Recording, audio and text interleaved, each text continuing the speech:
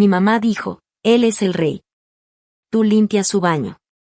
Luego mi padrastro me pegó con el cinturón porque no quise atender al hijo de él como si yo fuera su sirvienta. Me salí de esa casa con un brazo roto, $1 en la bolsa y ni siquiera un cepillo de dientes. Nunca llamaron. Nunca preguntaron si estaba bien. Me criaron como una herramienta, y cuando ya no les serví, me tiraron como si fuera basura.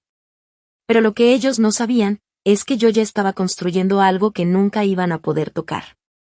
Antes de empezar, dime, ¿qué hora es allá donde estás tú, y desde dónde estás escuchando esto? Déjalo en los comentarios.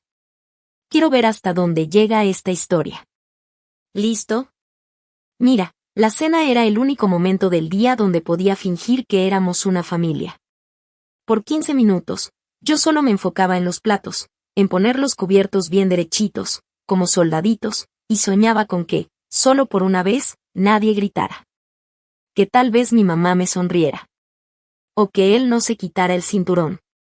Esa noche puse la mesa sin decir nada. Olía a carne recalentada, sin sabor, pesado. Pulí los tenedores, doblé las servilletas, hasta prendí una velita de esas baratas del tianguis.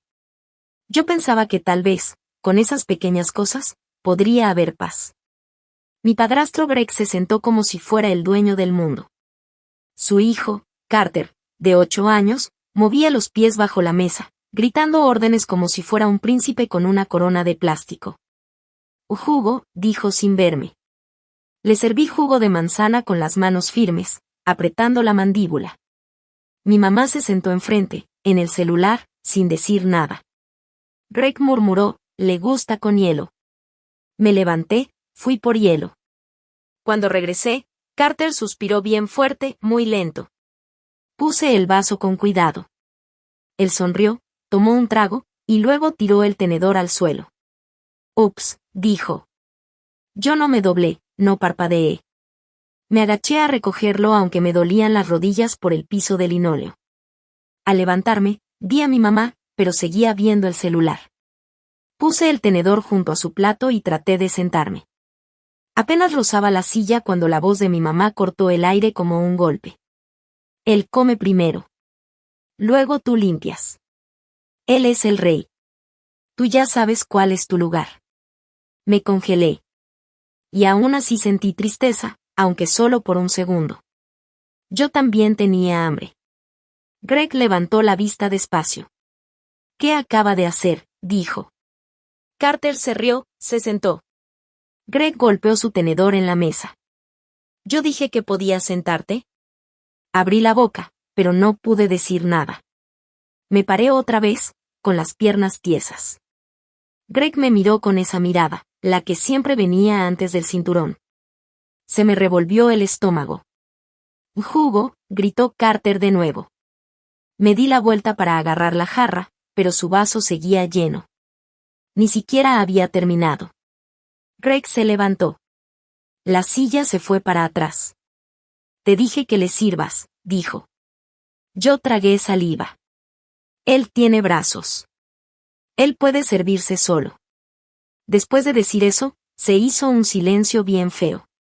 Pesado. Vi cómo Greg se movía. Se empezó a quitar el cinturón. El sonido del cuero deslizándose por los pasadores del pantalón llenó toda la cocina.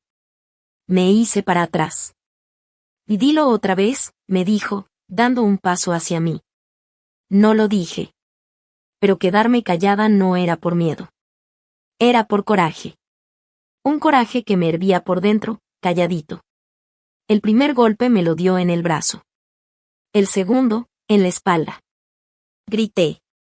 Y Greg, ya basta. Me alcancé a decir, apenas podía respirar. Pero mi mamá ni se movió. En vez de ayudarme, se levantó, vino hacia mí y me agarró la cara con tanta fuerza que sus uñas me rasguñaron. Dale de comer, me dijo entre dientes, o lárgate, inútil. Me volvió a pegar. Carter se rió. Me tambaleé. Todo me daba vueltas. El brazo derecho me colgaba raro, y el hombro me dolía horrible, como si me estuvieran apretando desde dentro. Lárgate. Y gritó mi mamá. La vi. a la mujer que me dio la vida. Ella solo señaló la puerta como si yo fuera una carga. ¿Me oíste? Fuera. Greg abrió la puerta de golpe. ¿Quieres jugarle al adulto? Pues vete. Caminé hacia el pasillo, sin zapatos, con mi pijama delgada y la camiseta de dormir. Agarré mi cartera de la barra. Vacía. Revisé el bolsillo de mi sudadera. Solo tenía un billete de $1, todo arrugado. Miré hacia atrás. ¿Y mi cepillo de dientes? Pregunté bajito. Mi mamá me cerró la puerta en la cara. Escuché el clic del seguro. Ese sonido me caló más que el mismo cinturón. Me quedé ahí un ratito, parada en el porche. El cemento frío me quemaba los pies. La luz del porche parpadeaba, como si dudara si valía la pena iluminarme. Mi brazo colgaba sin fuerza. Lo abracé con cuidado, aguantándome las ganas de llorar. No les iba a dar ese gusto. Ya no. Me di la vuelta, bajé del porche y caminé como pude por la entrada de la casa. Sin bolsa, sin zapatos, sin despedida. Solo un brazo roto y $1. Media cuadra más adelante vi un poste con luz. Parpadeó una vez, luego otra, y después se quedó fija. Me senté ahí, apoyada en el poste, y miré hacia el cielo. Todo oscuro. Un hilo tibio me bajó por la sien. No me lo limpié. Vi mis manos, temblando, raspadas, chiquitas. Y dije despacito. Sigo aquí. No me he ido. No me he borrado. Aquí sigo. La lámpara vibró una vez más, y se apagó. La luz alcanzaba a alumbrar la banqueta, pintando las grietas del cemento como si fueran venas en una piel vieja. Me moví un poco en la banquita, quejándome del dolor en el hombro. Me abracé, intentando calentarme. Pero la pijama delgadita no aguantaba el frío de la noche. El piso aún guardaba poquito calor del día. Pero no era suficiente. Ya no. Ya me había alejado como 1 kilómetro de esa casa donde me corrieron, caminando sin rumbo, buscando, ¿qué? Un lugar que no fuera de ellos. Un lugar donde nadie me viera como basura. Pasé por una licorería cerrada, con las cortinas abajo y el letrero de neón apagado. Me senté bajo su toldo roto, tratando de no parecer una persona perdida, ni otra más en las estadísticas. El estómago me rugía. No había comido nada desde el desayuno. Una tostada fría, medio quemada, que eran sobras de Carter. Alcancé a darle una mordida antes de que mi mamá me la quitara. Se la di sin decir nada. Escuché pasos. Rápidos, pesados. Me puse tensa. Era un grupo de chavos caminando y riéndose a carcajadas. Agaché la cabeza, fingiendo que no estaba ahí. Pero uno me vio. Mira a esta señora dormida en la banquita como si estuviera en una peli, dijo riéndose. Otro agregó, ¿quieres un trago, Cenicienta? Y en eso, me aventaron algo. Algo frío y pegajoso me cayó en el pecho. Un medio vaso de refresco, todo sin gas. Me eché para atrás por el susto, y el dolor del hombro me hizo ver estrellas. Los chavos se fueron corriendo, riéndose como si fuera chiste. No grité, no lloré. Solo limpié la mancha con la manga. El azúcar se pegó más a la tela. Me paré despacio y seguí caminando. El centro de Bakersfield a medianoche no tiene piedad. Pasé por tiendas cerradas, faroles que parpadeaban, y un restaurante viejo con letreros todos desteñidos que aún decían desayuno todo el día. Vi una iglesia pequeña de ladrillo, con la pintura blanca cayéndose. Subí cojeando las escaleras y probé la puerta. Estaba cerrada. Toqué una vez, 2 veces. Nadie contestó. Ni luces había adentro. Unos metros más adelante, vi una gasolinera abierta. Las luces fluorescentes hacían que todo se viera frío, sin alma. Entré.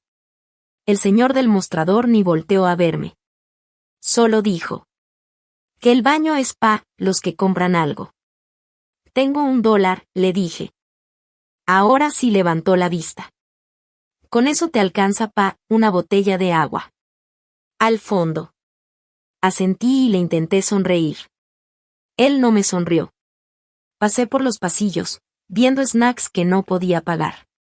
Las botellas de agua estaban todas bien puestas, como soldaditos. Agarré la más chiquita y fui a la caja. Me la cobró. 89 centavos. ¿Quieres bolsa?, preguntó. Negué con la cabeza. Afuera, encontré un baño detrás de la gasolinera. Un espejo roto colgaba sobre un lavabo viejo, con manchas naranjas en las orillas. Me acerqué y volteé la cara para verme bien. El ojo ya se me estaba hinchando. Tenía un moretón oscuro en el pómulo, arañazos en el cuello y sangre seca en el pelo. El brazo ya se me empezaba a endurecer. Esto, le susurré al espejo, esto es lo que ellos llaman inútil. Dejé de mirarme. Salí. Y seguí caminando, hasta encontrar otra banquita. Estaba sentada frente a una parada de camión, justo debajo de un anuncio gigante de abogados de accidentes. El número brillaba como si fuera una burla. Me senté ahí. Pasaron los minutos, tal vez horas. No recuerdo haber cerrado los ojos, pero sí recuerdo la voz que me despertó. ¿Tienes hambre, cariño?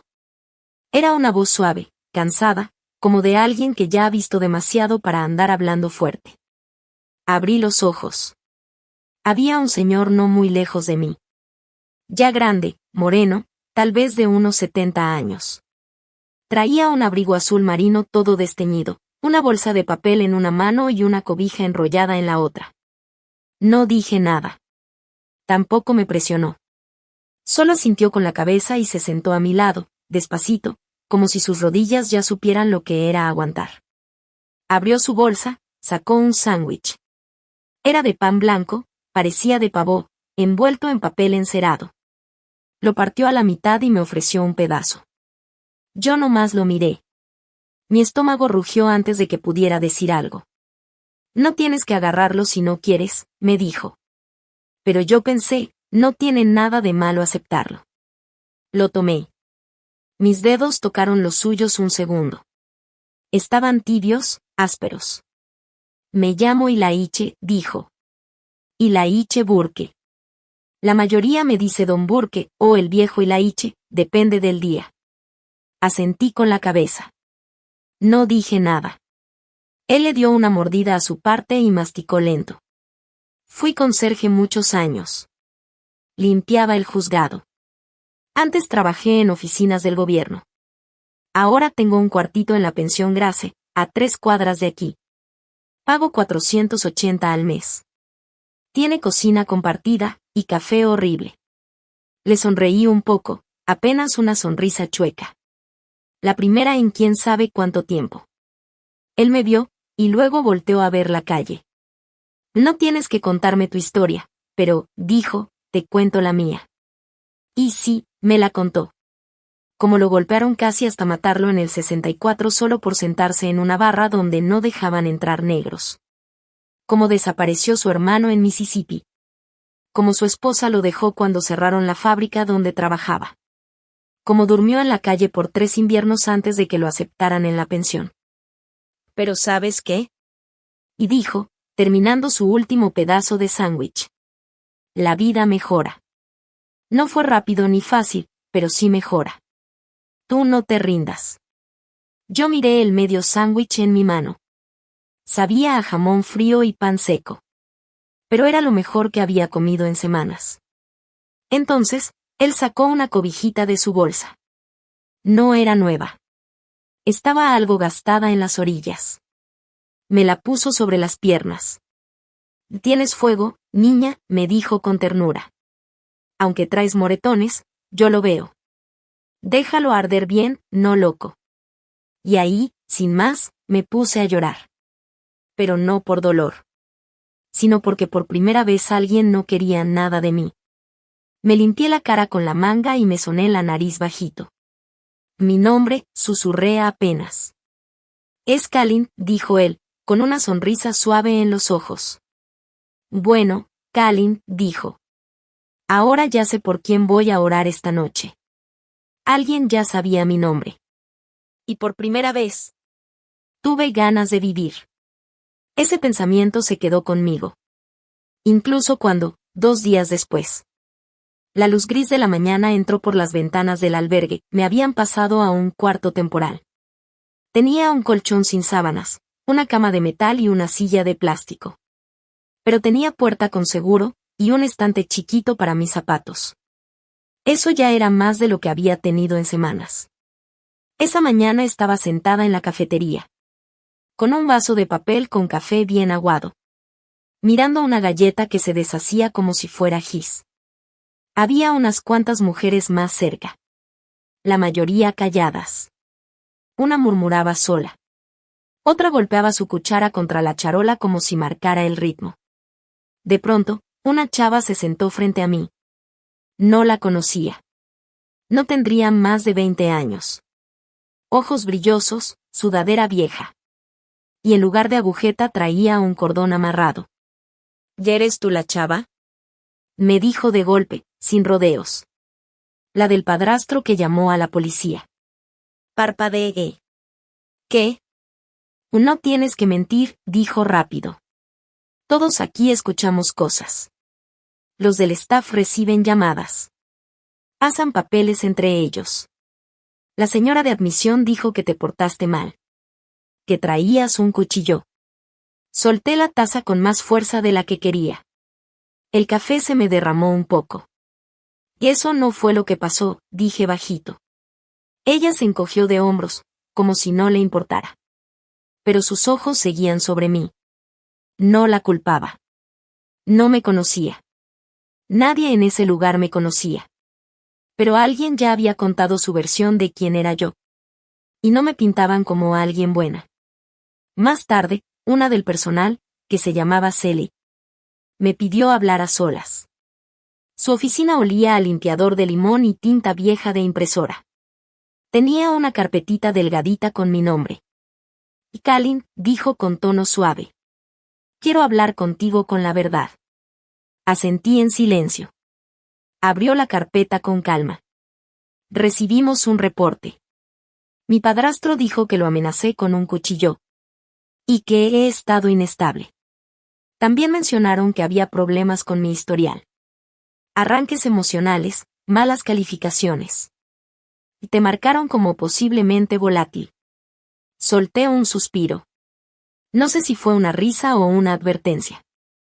Tuve un momento, sí, le dije bajito. Se llama dignidad. Eso fue lo que vieron. Yo diciendo no. Seley no se asustó. Eso se lo reconozco. Pero me miraba como si fuera un vaso a punto de caerse de la mesa. Todavía no roto, pero casi. Presentaron una alerta con protección infantil, dijo, más suave. Aunque ya tienes 23, el reporte dice que podría ser un riesgo si hay menores en la casa. Esa frase me dejó helada. No solo me habían corrido. Me estaban borrando con papeles. Mi propia familia había hecho que desapareciera del sistema. Dijeron que me escapé. ¿Qué palabras usaron?, pregunté por fin. Riesgo de fuga, dijo Seley, moviéndose incómoda en su asiento. También pidieron que si vuelves a aparecer en la casa, avisen a la policía. Me apreté las sienes con los dedos. Sentía las náuseas subiéndome por dentro. ¿Puedo ver el reporte?, pregunté. Dudó, pero luego sacó unas hojas y me las pasó. Me temblaban las manos cuando las tomé. Y ahí estaban. Los nombres de siempre. Los que me habían marcado como un problema. En vez de admitir lo que realmente pasó. Mi padrastro Gary, mi mamá Monique, sus firmas estaban al final del documento, justo donde se describía lo que había pasado. Decía algo así como, la persona se alteró, tomó una actitud agresiva e intentó dañar a un miembro de la familia. En ninguna parte decía nada sobre mi hombro fracturado, los moretones en mis costillas, o la noche que dormí en el suelo, con la sangre secándose en mi cara. Tampoco decía nada del refresco que me aventaron, ni del sándwich que me salvó ese día. Mis ojos se detuvieron en una firma. Mamá de Monique Taylor, en cursiva. Ya ni siquiera usaba su apellido de soltera. Se había aferrado al nombre de Gary como si fuera su propia piel, y me había borrado del mapa. Ella quería que desapareciera, susurré. Y lo logró. Salí de la oficina de Cell sin decir nada y regresé a mi cuarto. Me senté en la cama, con las hojas del reporte en la mano, leyéndolas otra vez bajo la luz amarilla. Debí haber llorado, pero no. En vez de eso, recordé algo que Nira me dijo en 10º grado, cuando aún creíamos que hacerse grande significaba algo bueno. Tienes que escribir tu propia historia, Kalin. Porque si no, alguien más la va a escribir por ti, y te va a tocar vivir esa. No había pensado en Nira en años, pero su voz volvió clara como siempre. Esa noche, salí sin hacer ruido y caminé hasta la biblioteca pública, cerca de la calle 8 con la K. Todavía le quedaba 1 hora antes de cerrar. Le pedí a la recepcionista usar una computadora. Me dio un papel con un código de acceso. Me senté en la última máquina, en la esquina. La silla rechinó cuando me acomodé. La pantalla azul apareció, luego el escritorio. Abrí el navegador. Puse las manos sobre el teclado. Y empecé. No era un blog. No era una carta. Era solo la verdad. Escribí, así es como se borra a una hija. Y ya no me detuve. Escribí sobre el pan tostado frío, el cepillo de dientes que siempre desaparecía, y como mi padrastro me decía boca con patas. Escribí sobre el moretón detrás de la oreja que nadie vio. Sobre cómo, en esa casa, el silencio era la regla, y yo aprendí a tragarme la rabia y fingir sonrisas. Escribí hasta que me dolieron los dedos. Hasta que las luces de la biblioteca parpadearon para avisar que ya iban a cerrar. Entonces encontré un foro de sobrevivientes. Pequeño. Escondido. Lejano. No puse foto. No di apellido. Pero al final escribí. Mi nombre es Kalin. No me escapé. Me tiraron a la basura. Presioné publicar. La pantalla parpadeó, y luego se limpió. Me desconecté. Me quedé ahí, con las manos sobre el teclado, respirando el aire caliente de las computadoras viejas. Mi corazón latía como si acabara de correr una maratón. Afuera, la noche estaba tranquila. Cálida. Caminé de regreso al refugio, paso a paso. Mi historia no era fuerte ni ruidosa. Pero ya era mía. Me borraron con sus mentiras. Ahora yo iba a escribir algo que nadie podría borrar. 3 semanas después, estaba afuera de una tiendita escondida entre una oficina de impuestos cerrada y una lavandería con un letrero que parpadeaba abierto. Arriba de la puerta, había un letrero de madera pintado que decía, Cider Cla. Sin luces, sin frases pegajosas. Solo ese nombre tranquilo, como si no necesitara impresionar a nadie. La puerta hizo un ruidito al empujarla para entrar. Dentro olía a tierra mojada y a algo dulce, como humo de leña. La luz del sol entraba por las ventanas altas y hacía brillar el polvo que flotaba en el aire, bailando sobre repisas llenas de tazones, jarras y tazas. Todo parecía hecho por manos que intentaban entender el mundo. Detrás del mostrador estaba Evelyn. Tenía el cabello plateado recogido en un chongo. Su delantal tenía manchas de pintura seca. Tenía los brazos cruzados y me miró con ojos serios, no duros, solo atentos. Apareciste, dijo. Y Laiche dijo que tal vez iba a necesitar ayuda, respondí, un poco incómoda. Puedo intentar. Evelyn no me preguntó nada. No mencionó mis golpes, ni el vendaje en mi brazo. Solo metió la mano bajo el mostrador y sacó un bloque de arcilla envuelto en tela húmeda. Está bien si no sabes hacerlo bien, me dijo, dándome la arcilla. La arcilla recuerda todo, pero también perdona fácil. Fue la primera vez que alguien fue bueno conmigo sin querer nada a cambio. El lugar estaba en silencio. No había música ni plática, solo ese sonido suave de un lugar que ya conocía el dolor y no quería llenarlo con ruido. Y Laiche me había traído ahí la semana pasada en su Chevy viejo. Me dijo. Tienes que crear algo que no grite. Ya en el taller, puse la arcilla sobre la mesa y me senté despacio. El brazo todavía me dolía hasta el hueso. Cuando me quité el aparato, vi que la piel seguía amarilla y con líneas moradas como venas escondidas. Dudé. pero puse mis 2 manos sobre la arcilla. Era suave, fresca, casi reconfortante. Pero cuando traté de moldearla, el dolor en mi brazo me hizo temblar. Se me resbaló la mano. La forma se deshizo y quedó como un montón aplastado. Lo miré sin respirar. Se parecía a mí. Algo que una vez estuvo firme, ahora estaba caído y torcido. Evelyn pasó por detrás de mí, sin verme directamente.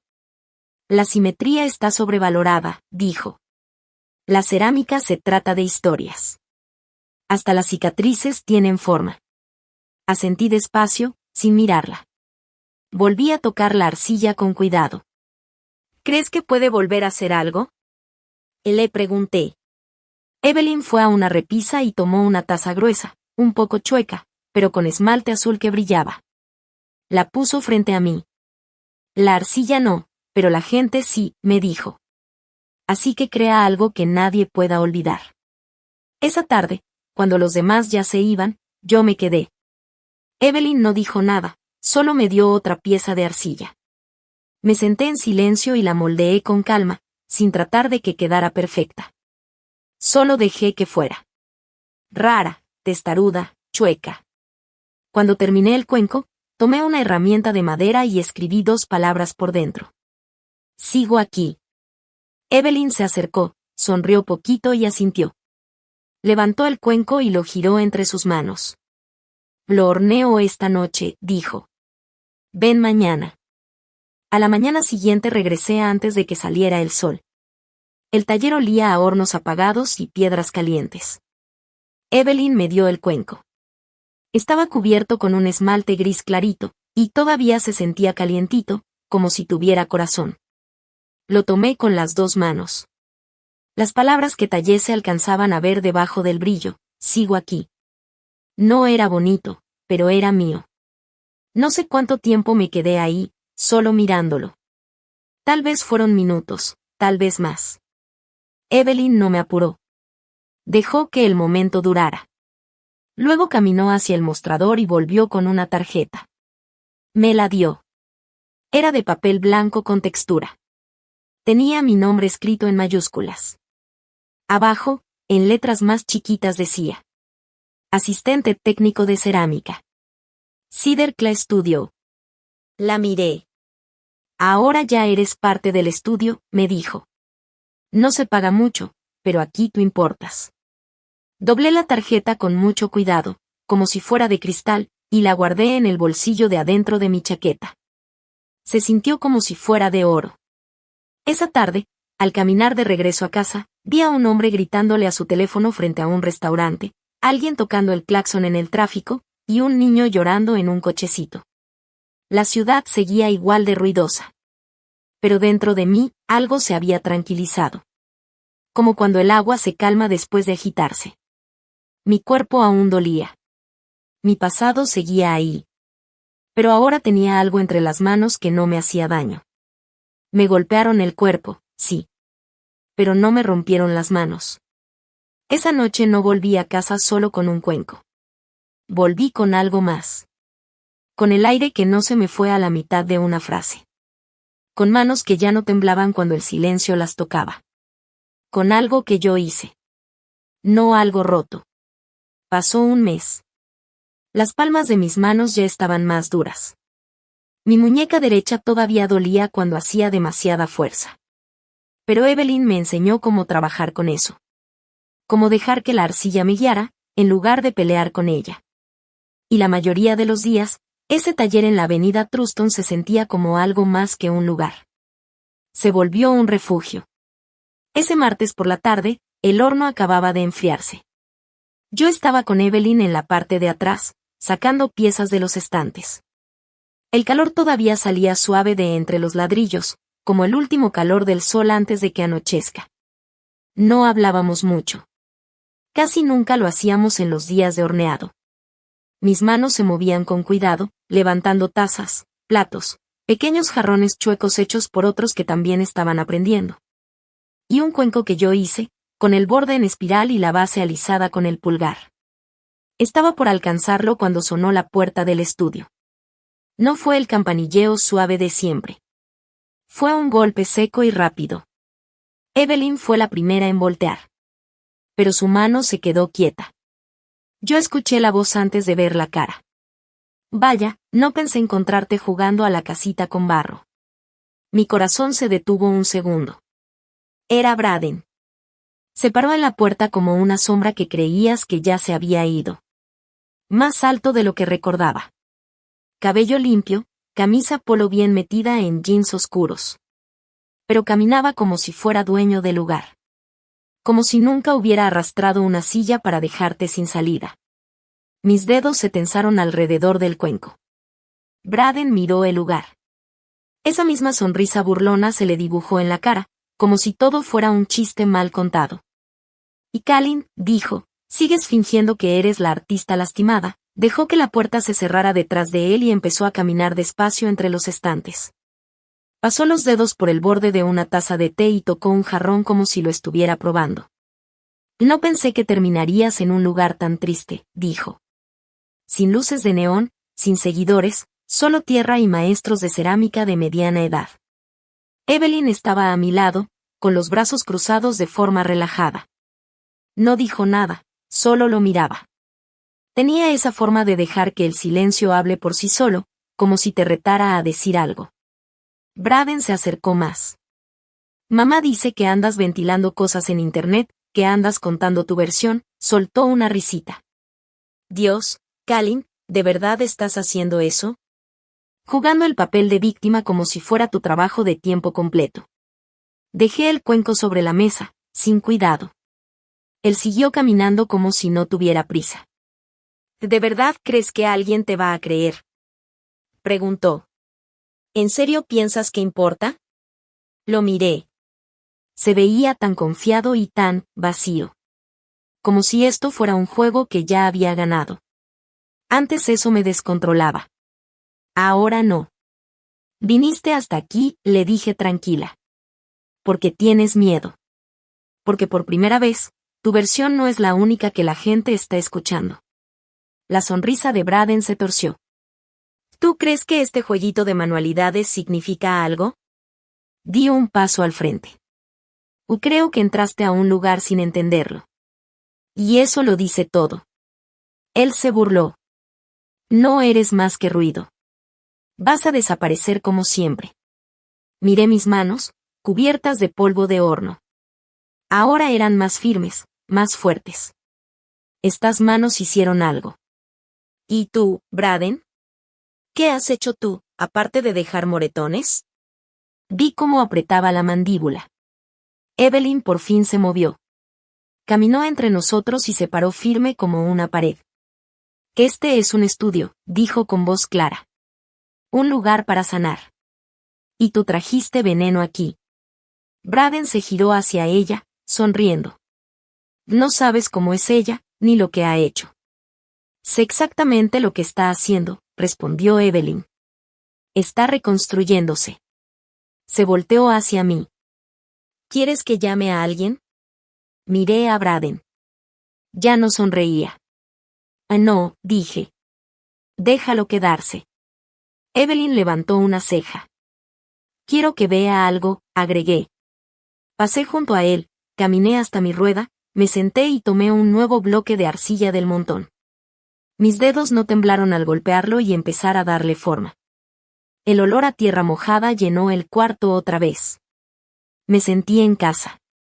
Centré la arcilla. La rueda zumbaba bajo mi pie. Le di forma despacito. Mis manos se movían con ritmo. Mi respiración se acompasaba. No hablé.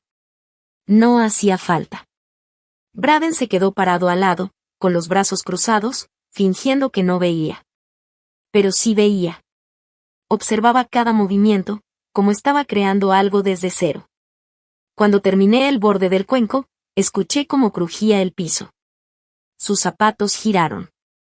Luego la puerta se abrió otra vez. Esta vez, el sonido fue suave. Evelyn no se movió hasta que se cerró.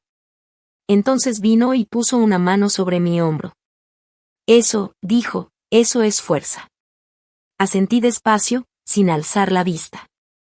Antes creía que el silencio era seguridad, Susurré. Pero ahora sé que también puede ser poder. Ella apretó mi hombro y luego me soltó. Terminé el cuenco. Y por primera vez en años, no me importó quién me creyera. Solo quería que recordaran que aún estoy de pie. Querían que no tuviera voz. Así que empecé a esculpir mi voz en algo que dure. Había sido una mañana fría en Bakersfield. No tan dura como otras tormentas, pero con ese tipo de frío que se mete por las mangas y hasta los huesos. Ese frío que te hace querer envolver algo que te haga sentir querido. Lo encontré sobre la banca cuando llegué al estudio, una cobija acolchonada, hecha con retazos que parecían no pertenecer a ningún lugar, pero ahí estaban, juntos, como yo. Rojo intenso y algodón azul deslavado, camisas de franela viejas, pedazos de tela rotos. Había una notita clavada en una esquina, chueca, pero con mucho significado. Me quedé sentado un buen rato con la cobija en los hombros, antes de abrir la puerta. La tela estaba suave, de esas que solo el tiempo logra poner así. Y por primera vez en mucho, me sentí abrazado. No sé cuánto tiempo estuve ahí, viendo cómo la luz del otoño se estiraba por el piso de cemento, cuando escuché que tocaron la puerta. Era Elías, con 2 vasos de cartón. Uno para ti, dijo, dándome el más calientito. Y otro por si quieres llevar uno en el camino. Levanté una ceja. O noche de librería, agregó. Lecturas comunitarias, sidra, fuego. Siempre hay alguien leyendo a Mary Oliver, aunque nadie se lo pida. Sonreí tantito, pero negué con la cabeza. Todavía no estoy para eso. Él no discutió. Solo le dio un trago a su taza y se sentó conmigo en la escalerita. Entonces no leas, dijo. Solo siéntate. Solo sé. Te guardamos un lugar junto a la chimenea. Ni siquiera tienes que saludar. Bajé la mirada a la manta que me cubría. Había algo en su forma de decir sí que sonaba como permiso. Como algo que no sabía que necesitaba. Esa noche fui. La librería estaba en la esquina de la 8 con Milner, entre una tienda de discos cerrada y una panadería que solo abría 4 horas al día. Por fuera parecía olvidada. Por dentro, brillaba. Lámparas con foquitos ámbar alumbraban los rincones, y sillas plegables iguales estaban acomodadas en semicírculo sobre una alfombra larga. Al fondo, una chimenea sonaba bajito. Alguien había dejado una canasta de cobijas tejidas, con un letrero que decía: Toma prestado calor. Regresa después. Me senté donde Elías me había dicho. Segunda fila, al centro. Ni tan expuesto, ni escondido. Alguien me dio una copa de sidra. Otro me sonrió sin preguntar mi nombre. La primera en pasar fue una chava de 20 y tantos. Se le notaba el nervio en la voz. Leyó un poema sobre un derrame cerebral que le dio a los 17. Sobre perder la mitad de la cara por un tiempo. Sobre cómo la gente ya no sabía cómo hablarle. Después pasó un señor, como de 50. Leyó una carta para un hijo que no veía desde hacía más de 10 años. Solo se le quebró la voz una vez, cuando dijo: Si alguna vez lees esto. Uno a uno, todos se fueron parando. Compartiendo cosas que habían guardado por mucho tiempo. Algunos se rieron, otros lloraron. Nadie pidió perdón. Y con cada voz, algo dentro de mí se aflojaba. Como tierra que se descongela con la llegada de la primavera. Casi al final, la anfitriona, una señora chaparrita con overol y aretes diferentes, se aclaró la garganta. ¿Alguien más? Sentí que Elías me dio un empujoncito. Suave. Negué con la cabeza. Pero me paré. Ni siquiera supe por qué hasta que ya estaba caminando al frente. Mis piernas se movían solitas, como si ya hubieran decidido sin avisarle a mi mente. No había podio. Solo un banquito, me senté y vi el cuaderno.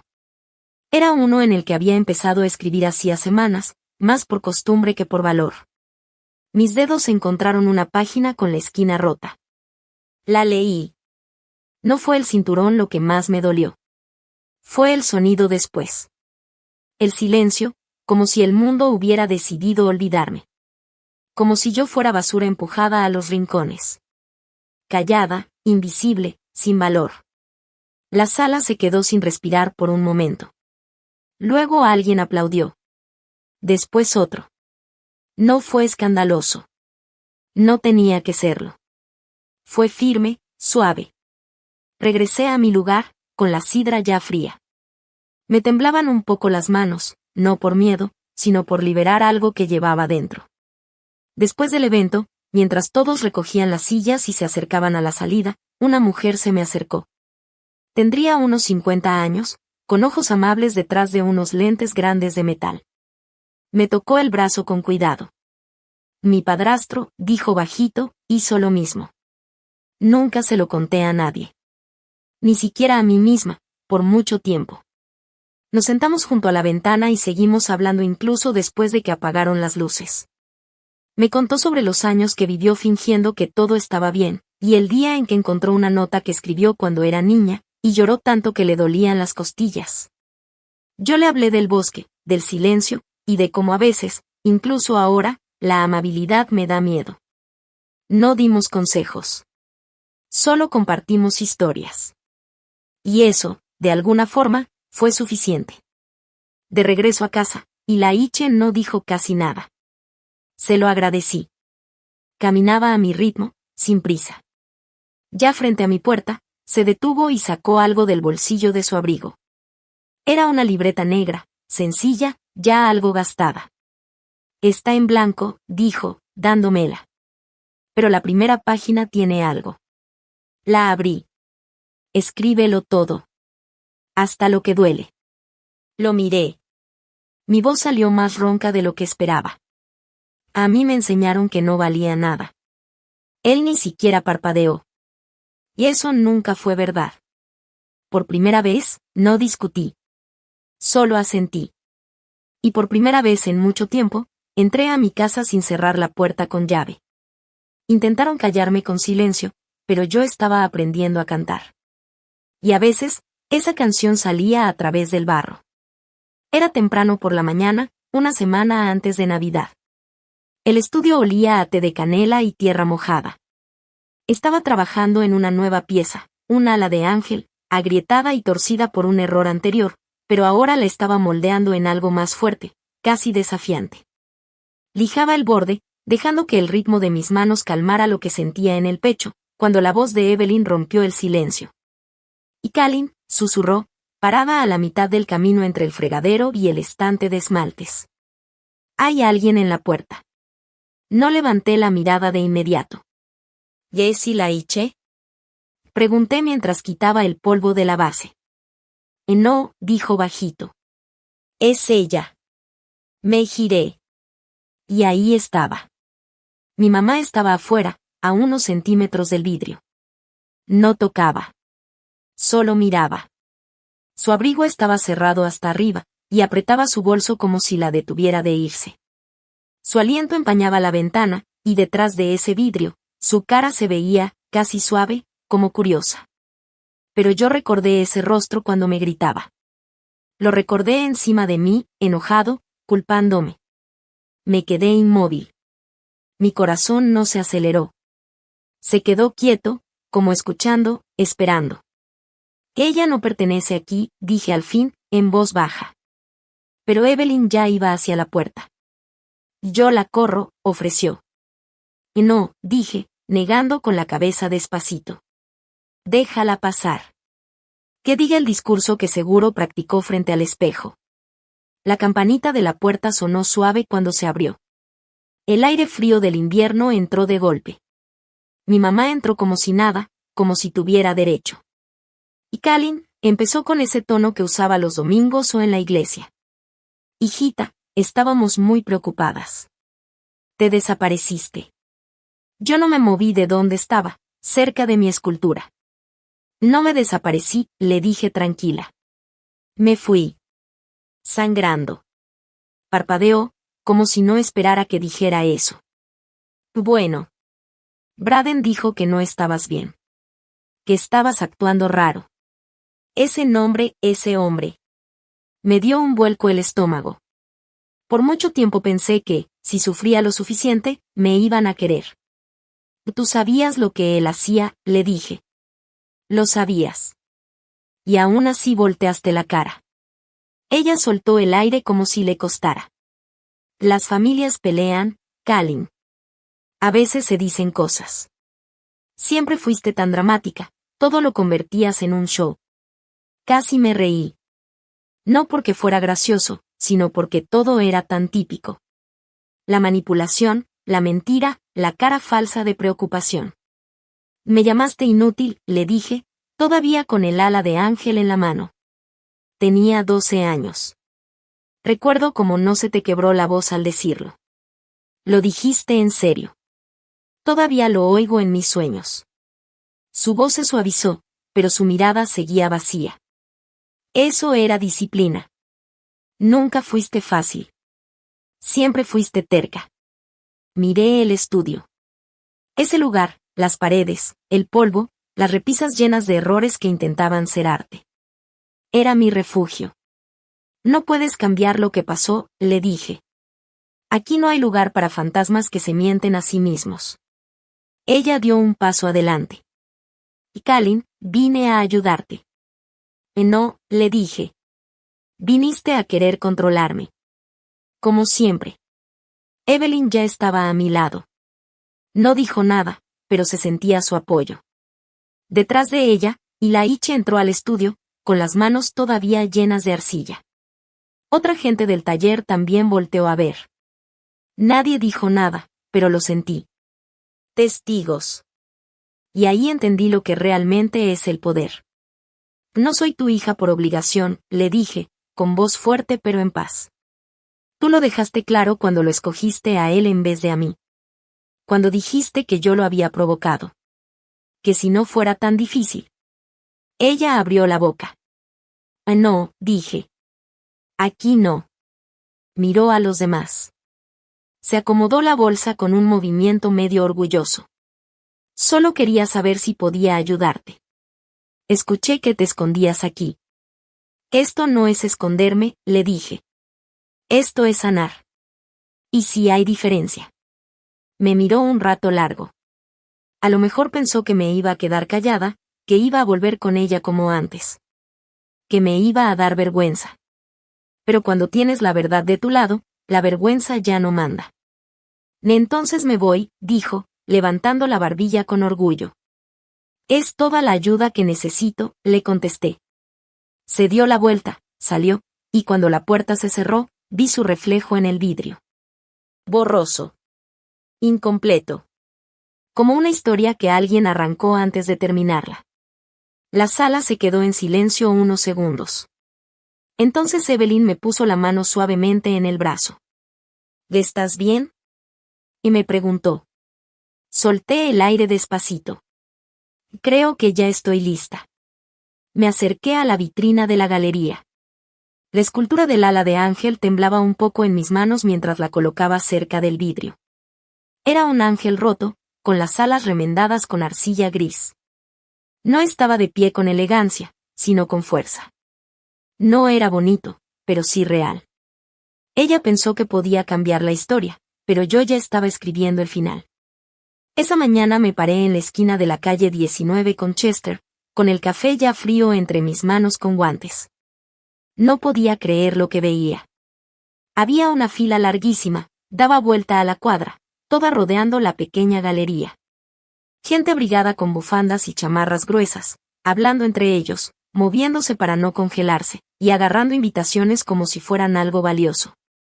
Algunos traían folletos, otros nomás se quedaban viendo el escaparate como si algo más los llamara desde adentro.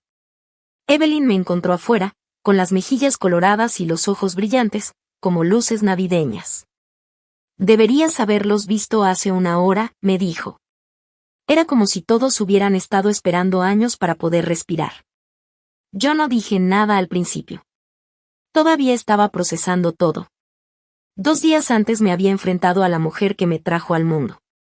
Y ahora, esta mañana, la gente venía a ver las piezas que nacieron por culpa de lo que ella me hizo.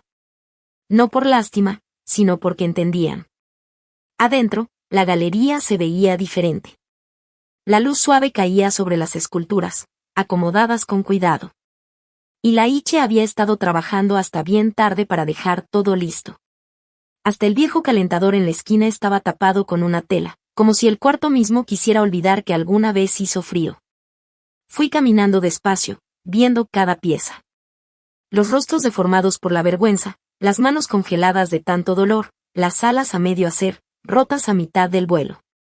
Y en el centro, bajo una caja de cristal, estaba la que hizo que todos se quedaran sin aliento. El ala reforjada. No era perfecta. Una punta estaba más baja que la otra, y la base todavía tenía marcas de aquella noche. Yo la había dejado caer. Pero ahí seguía, firme, con bordes rotos, oscura, fuerte. La placa decía: el ala reforjada, creada por una sobreviviente de abuso doméstico y materno. Anónimo, hasta ahora. Me paré frente al micrófono, con el corazón golpeando fuerte en el pecho, como si no supiera lo que es la paz. Respiré hondo. Y hablé. Mi nombre es Kalin Ruth Bennett. La galería se quedó en completo silencio. Durante años me dije que mi historia no valía la pena, seguí. Que era vergonzosa. Pensé que si me quedaba callada, todo se iba a borrar. Pero la vergüenza no se borra. Se pudre por dentro, hasta que un día, te rompes. Hice una pausa. Dejé que el silencio hablara también. No solo me dolía, dije. Me ignoraban. Me culpaban. Me decían que sonriera, que sirviera, que desapareciera. Me decían que mis moretones eran malentendidos. Que mi enojo era drama. Pero la arcilla no miente. Guarda cada temblor de tus manos, cada grieta que trataste de esconder. Nadie se movió. Algunos bajaron la vista. Otros me miraban fijo. Varios tenían lágrimas. Esto no es una exposición de venganza, dije. Es como un obituario para el silencio. Los aplausos no explotaron. Fueron creciendo poco a poco. Al principio tímidos, luego más fuertes. Verdaderos. Y entonces los vi. Estaban al fondo, junto a la puerta. Mi mamá y Braden. Ella con su gabardina de siempre, bien amarrada con el cinturón, el cabello recogido tan perfecto que hasta molestaba. Él parado a su lado, con los brazos cruzados, mirando el lugar como si todo le perteneciera. Estaban esperando algo. ¿Respeto? ¿Miedo, tal vez? No se los di. Caminaron entre la gente y, donde pasaban, los seguían los murmullos. Escuché a alguien decir bajito: ¿son ellos? Y alguien más respondió: ¡qué bárbaros! ¡Qué descaro venir aquí! Se detuvieron justo frente a él a la reforjada. Mi mamá ladeó la cabeza. Siempre ha sido dramática, dijo bajito, pero justo para que yo la oyera. Nosotros le dimos estructura. Límites. Esto solo es puro show. Antes de que pudiera contestar, una mujer que estaba junto a ellos volteó. Era una señora elegante, mayor, con un gafete de prensa en la solapa. Ella tomó tu crueldad y la convirtió en algo que la gente viene a ver y paga por ver, dijo con calma. Eso no es dramatismo. Eso es arte nacido de la sobrevivencia. La boca de mi madre se apretó. Braden volteó hacia otro lado. Entonces, un señor de cana se me acercó. Llevaba una tarjeta en la bolsa del saco. Señorita Bennett, soy de la Fundación Nacional de Arte Contemporáneo, me dijo. Hemos seguido su trabajo desde que se hizo viral. Queremos hablar con usted sobre una gira. Nueva York, Chicago, quizá hasta Londres. Y justo en ese momento, mi madre se adelantó de golpe. Es nuestra hija, dijo sonriendo como si ya lo tuviera ensayado. Estamos tan orgullosos de su fuerza. De su resiliencia. Yo volteé hacia el señor. Debes saber algo, le dije tranquila. Ellos no vinieron a apoyarme. Vinieron ahora que la arcilla vale algo, y quieren reclamarme como si siempre hubieran estado ahí. El hombre levantó una ceja. Gracias, dijo. Eso era todo lo que necesitaba oír. Entonces se acercó un reportero con un micrófono. Kalin, Si me permite, ¿qué tanto de esta exposición es autobiográfica? Ni parpadeé. Toda, le dije. Me golpearon por no servir un plato lo bastante rápido. Me dejaron sangrando. Y quien más debería haberme cuidado, nunca levantó una mano para ayudar, solo para cargar con su orgullo. Y cuando conté la verdad, mi propia madre me llamó mentirosa. Se escucharon suspiros. Las cámaras empezaron a disparar. Pero no me quedé rota. Me rehice. Y esta vez, los aplausos sí fueron un trueno. En medio de todo, alcancé a ver la cara de mi madre. Roja. Con los ojos hundidos. Braden le tocó el brazo, pero ella se lo quitó. Se dieron la vuelta y se fueron sin decir una sola palabra más. Yo no lo seguí. Ya no lo necesitaba. Para mí, ahora solo eran siluetas. Ya no eran cadenas, solo sombras que se alejaban. Más tarde, cuando todos ya se habían ido y las luces bajaron, me quedé sola en la parte de atrás con una vela en la mano. La encendí en silencio y la puse junto a un pequeño montoncito de arcilla sin tocar. No lo hice por ellos. Lo hice por ella. Por la niña que sobrevivió cuando nadie la escuchaba. La que dejó de pedir permiso. La que eligió el fuego en lugar del miedo. Dejé la vela encendida cuando salí. No estaba reconstruyendo mi pasado. Estaba esculpiendo un futuro que ellos jamás iban a tocar. El estante no era nada elegante, solo una tabla de madera vieja que encontré en un deshuesadero cerca de la calle Trucón. Yo misma la lijé, le puse barniz color nogal, y la colgué en la pared chiquita entre la cocina y la ventana de mi nuevo depa. Chillaba un poquito porque estaba muy liviana, pero aguantaba bien. Coloqué las 3 piezas como si fueran capítulos de un libro que por fin había terminado de leer. En el centro, el ala de ángel agrietada. Ya no cortaba, el tiempo y mis manos la habían suavizado. A un lado, un cuenco sencillo, liso y terroso, con las palabras todavía aquí grabadas en el borde. Y era tan profundo que atrapaba la luz del sol en las mañanas. Del otro lado, la pieza más nueva, un fénix. Sus alas estaban hechas de arcilla torcida con pedacitos de hebillas de cinturón y cable de cobre. Lo saqué de una caja que tenía escondida debajo de mi cama cuando era niña. Una caja llena de cosas de las que no podía hablar. Ahora, ya no se escondían. Ahora se alzaban. Afuera, el viento golpeaba suave la ventana. Adentro, estaba todo tranquilo. Pero no vacío. Caminé por el depa despacito, doblando una cobija, enjuagando una taza, regando la única planta que tenía en la barra. No era un lugar grande. Solo un departamentito arriba de un despacho de abogados. Pero era mío. Ya no había pisos que crujían con la rabia de alguien más. Ya no había plantas que morían por tanto silencio. Cuando sonó el buzón, no corrí. Lo dejé ahí. Más tarde, con una taza de té en la mano, abrí la puertita de metal y saqué el correo de siempre. Una factura de la luz, una tarjetita hecha a mano de la sobrina de Ilaiche. Y un sobrecolor crema. Sin remitente. Solo mi nombre completo, escrito con esa letra tan conocida, apretada, cuidadosa. La reconocí al instante. Me quedé ahí, respirando. Ya adentro, dejé el resto del correo en la barra y me llevé la carta a la ventana. La luz era suave, como neblina en la primavera. Deslicé un dedo por debajo del sobre y saqué la hoja. Kalin. Me criaron con dureza. Yo también te crié con dureza. Tal vez demasiado. Ahora lo entiendo. No espero nada. Llámame si quieres. Mamá. Nada más. No habló del bosque. Ni de la galería. Ni siquiera volvió a decir mi nombre. Solo pedacitos. La leí 2 veces. La doblé con cuidado. La dejé en el alféizar de la ventana, junto a una piedrita del arroyo que pasaba detrás de nuestra vieja casa. Y ahí se quedó. No todas las cartas necesitan respuesta. Algunas cosas están hechas para flotar en el aire, calladitas, y luego desaparecer, como el aliento en un vidrio frío. La tarde siguiente, Evelyn llegó con un termo de té de manzanilla y 2 panecitos de miel.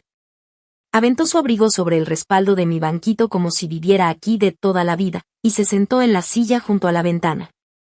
La vi, dijo, señalando la carta con la cabeza. Y ya me lo imaginaba, respondí mientras le servía una taza. Nos quedamos sentadas en silencio un buen rato, escuchando el ruido suave de la calle. Al final, ella preguntó: ¿Y entonces, la vas a llamar? Yo miré por la ventana. Un niño paseaba a su perrito. Con una mano sujetaba la correa, y con la otra, una cajita de jugo. El perro jalaba con ganas hacia un árbol, y el niño nomás se reía. Tal vez algún día, dije. Pero no hoy, respondió ella, dándole un traguito lento a su té. Exacto, asentí. Hoy no estoy reconstruyendo puentes hechos de cenizas. Ella sonrió, tranquila. Me levanté y caminé hacia un estante chiquito en la esquina, junto a mi escritorio. Había una vela en un portavelas de cerámica que yo misma había hecho hace años. Tomé un pedacito de arcilla cruda del cuenco que estaba al lado, lo justo para que cupiera en mi mano. Encendí la vela, sostuve la arcilla encima unos segundos, y la dejé caer en la llama. Chilló, se torció, se hizo más oscura mientras se doblaba sobre sí misma. Algunos fuegos limpian, dije en voz baja. Unos días después, el estudio me invitó a poner una de mis piezas en la pared principal. Elegí el Fénix. Lo instalamos con cuidado. La luz de la tarde le daba justo donde debía, y proyectaba una sombra larga que llegaba hasta la mitad del suelo. Abajo, una plaquita de latón decía: Calin Arden, en honor a la niña que logró sobrevivir. La gente pasaba y se detenía. Uno por uno. Algunos se quedaban un buen rato. Una mujer se llevó la mano al pecho. Otra susurró: Esa soy yo. Esa es mi historia también. Y con eso bastaba. No hacía falta explicar nada más. Una noche tranquila, un viernes, estaba otra vez en mi depa, con las manos metidas en arcilla fría. El torno giraba lento mientras formaba una nueva figura. Era una niñita. No estaba de rodillas, ni escondida. Solo estaba sentada con las piernas cruzadas, los ojos cerrados, y los brazos cruzados como si fueran alas. Sus propias alas. Le tallé una sonrisa suave. No grande. Solo, en paz. Cuando terminé, firmé la base con una simple K. Y salí al pasillo. El sol ya se estaba metiendo, pintando el cielo de naranja y rosita. El aire olía a eucalipto y a concreto caliente. No era una noche espectacular. Solo era una buena noche. Ahí me quedé un momento, en el descansillo, con las llaves en una mano y el celular en la otra. Y entonces sentí algo. No fue algo fuerte. No fue de golpe. Pero sí fue total. Me habían criado para ser una herramienta. Así que dejé que se oxidara. Y en su lugar, me volví a prueba de fuego.